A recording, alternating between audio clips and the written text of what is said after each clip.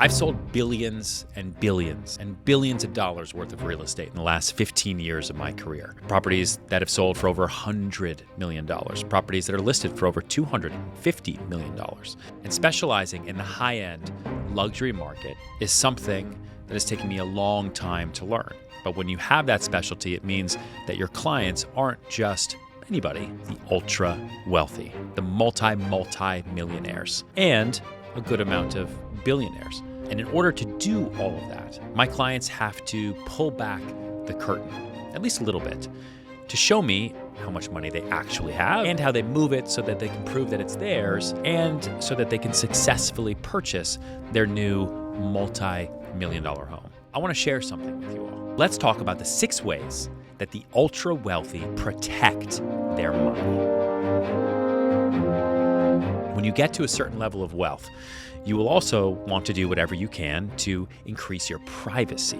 Because once you have money, everybody's watching and you're automatically a target. So for the sake of their privacy, a lot of wealthy people use these 6 strategies to move their money, protect their wealth without anybody finding out. First off, imagine you're an actor, but instead of playing a role in a movie, you're playing the role of a property or business owner. The ultra wealthy will often use what's called nominee services to have another person or entity named in legal documents, providing an added layer of privacy for the actual owner. And these services can be used for real estate, assets, or companies. When someone tries to find out who owns a home, an asset, or a company, they'll see the nominee's name, who isn't the actual owner. I remember selling an apartment on Park Avenue years ago for $30 million.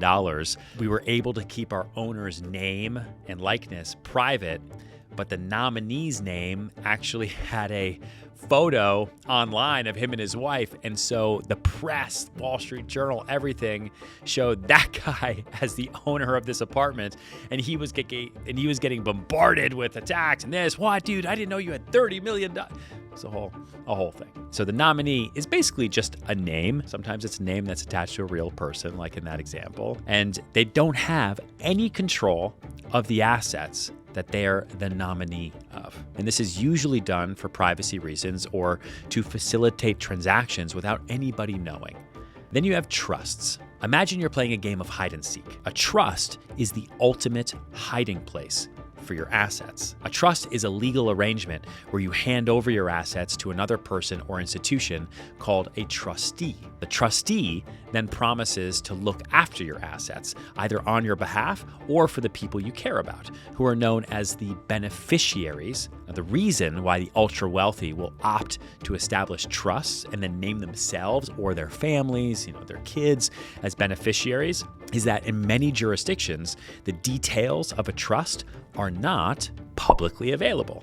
No one knows what assets are in the trust or who owns it. So there's incredible protection with trusts. And in the United States, the most common places where I've seen some of my clients establish their trusts are then states like South Dakota, Nevada, Delaware, even Alaska, all because they have certain levels of asset protection, privacy, and tax benefits. But for my wealthy international clients, that's where I've seen trusts established in places like the Cayman Islands, Bermuda, Singapore, Switzerland, and a handful of other countries. Here's a third way that the ultra wealthy protect their money: real estate and art. Obviously, I'm biased here. But like I said, these are 2 of my personal favorites. As a real estate broker to the ultra wealthy, I see firsthand how properties can serve as not just homes, but also as places to store wealth. And the same goes for things like valuable paintings and sculptures. You don't think Jay-Z and Beyonce just spent $200 million on a bunch of concrete in Malibu because they couldn't find a better deal, do you? When you have that type of wealth, you have to put it somewhere. One of my first major clients ever bought an $8.3 million apartment from me basically over the phone. And when I asked at the closing table, why did you buy this? Are you looking to actually live here or for your kids or anything? He makes $1 billion a year. He's got to put his money somewhere. And when you have that type of wealth, you have people that work for you literally trying to figure out all day long where to put it. Now, the reason why real estate and art are great for wealth protection is that the assets are also tangible. They're physical objects, right? They're places that can be privately purchased and owned by entities like trusts and shell companies. And they can be enjoyed. Beautiful art is great to look at. It can be fun to collect. You can get into it. It can be really, really, really intense, right? It can be competitive. Same thing with real estate. While companies can go bankrupt and disappear, real estate and art can't unless they, burn to the ground or get stolen. But hey, that's why the ultra wealthy have a lot of insurance. The fourth way, cryptocurrencies. Now at this point, everybody knows about crypto.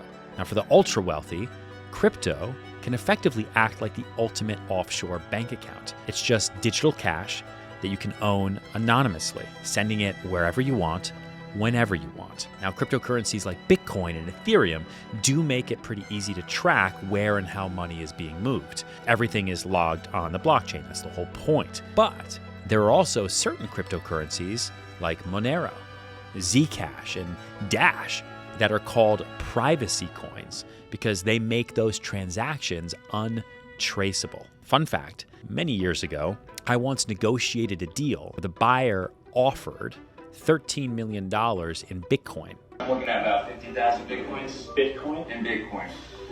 That's what's sitting at around 13 change. And the seller said no, because at the time, Bitcoin was worthless in their mind. It was a joke. If the seller had accepted that offer, that Bitcoin would now be worth, at the depressed price, $1 billion. Now let's hop on to number 5, offshore accounts. Think of offshore accounts as secret treasure chests.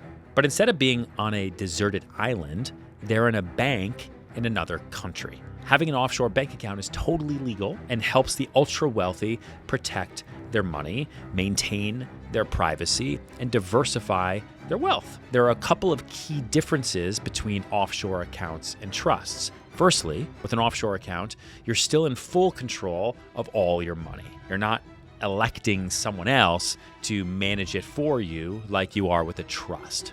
And then secondly, offshore bank accounts are used to store cash and not other assets like real estate, art, or gold. But naturally, when the rich are looking to open offshore bank accounts, they're generally looking for countries that have strong political and economic stability. And I'm talking about countries like Switzerland, the Cayman Islands, Luxembourg, Singapore, even the Isle of Man. You know, that tiny little country between the UK and Ireland whose flag is like a triangle of legs. Turns out that a lot of wealthy people have bank accounts there. Now you know. Regardless of where they are, I see offshore bank accounts all the time when working with wealthy clients looking to acquire real estate. The sixth way that the ultra wealthy protect that wealth is in shell companies. A shell company is a company that exists only on paper. They have no office, no employees, but they can own a variety of assets. Now, in the United States, the two most common places where the ultra wealthy and just business people in general, I guess, decide to open shell companies is in Wyoming and Delaware. Not only do those two states have very clear, well-structured laws around operating businesses, making them super business-friendly environments, should your shell company ever be involved in litigation, but they also have two things the ultra wealthy love: tons of privacy and basically no taxes. In both Wyoming and Delaware, you can run anonymous corporations, meaning that the ownership structure is never made public. And on top of that, you can create a shell company owned by a trust that owns other shell companies that own more shell companies, and you get the picture. And this structure gives you extreme levels of privacy and financial security. So if someone tries to come after you with a lawsuit, all of your assets are technically owned not by you, but by your trusts and the shell companies, making it so that you are completely protected in your shell. And there you have it. Those are just 6 of the many, many, many ways that I've seen multimillionaires, centimillionaires, and billionaires protect their money.